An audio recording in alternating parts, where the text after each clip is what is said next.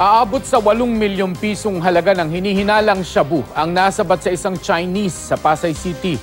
Sa Coronadal City naman, patay ang isang sundalong sangkot umano sa droga matapos daw makipagbarilan sa mga pulis sa buy-bust operation. Makibalita tayo kay Chona Carrion. 2 kilo ng shabu na 8 milyong piso ang halaga ang nasamsam ng mga otoridad sa isang Chinese na tulak umano ng droga. Ayon sa mga otoridad, mag-iisang buwan na nilang minamanmanan ang suspect na si alias Davidson. Ikinasa kagabi ang operasyon sa isang resort and casino sa Pasay.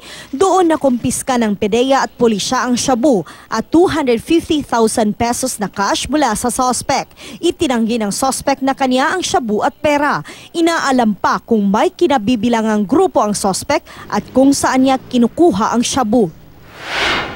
Patay ang isang sundalong sangkot umano sa droga matapos makipagbarilan daw sa pulisya sa buy-bust operation sa Coronadal City, South Cotabato. Dead on the spot si Private First Class Richie Librado. Tinamaan naman ng bala sa kaliwang hita ang team leader ng pulisya.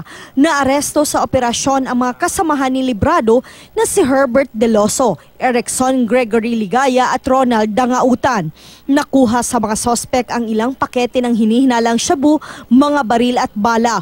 Wala silang pahayag. Mangyak-ngyak naman ang mangingisdang si Dennis Librila matapos maaresto sa buy-bust operation sa Taft Eastern Samar. Ayon sa mga otoridad, sumasaydan si Librila sa pagtutulak ng droga. Nakumpiska sa kanya ang 3 pakete ng hinihinalang shabu. Mariin namang itinanggi ng suspect ang paratang. Timbog naman sa drug raid ang mag-live-in partner na tulak umano ng droga sa Banggid, Abra. Kinilala ang mga suspect na sina Jeffrey Nunez at Arlene Landa. Nakuha sa operasyon ang 8 pakete ng shabu na nagkakahalaga ng mahigit 20,000 piso. Itinanggi ng mga suspect ang paratang. 5 drug suspect na high-value targets ang naaresto sa one-time, big-time operation ng pulisya sa Matalam, Cotabato. Kinilala ang mga suspect na sina Nening Galvez, Ralph Sosmenia, Mastora Silungan, Jesse Toranyo at Kasunudin Colin. Nakumpiska sa kanila ang ilang pakete ng hinihinalang shabu. Hindi nagbigay ng pahayag ang mga suspect. Sa Mandaue City, Cebu, 4 ang kalaboso sa buy-bust operation.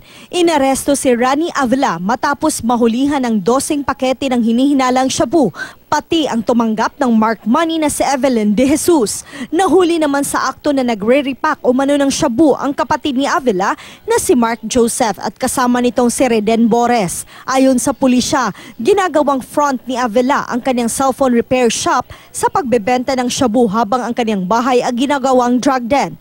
Inamin ng magkakapatid na Avila na sangkot sila sa droga. Itinanggi naman ito ni De Jesus. Inamin naman ni Bores na gumagamit siya ng shabu. Chona Carrion, Nagbabalita, Pilipinas.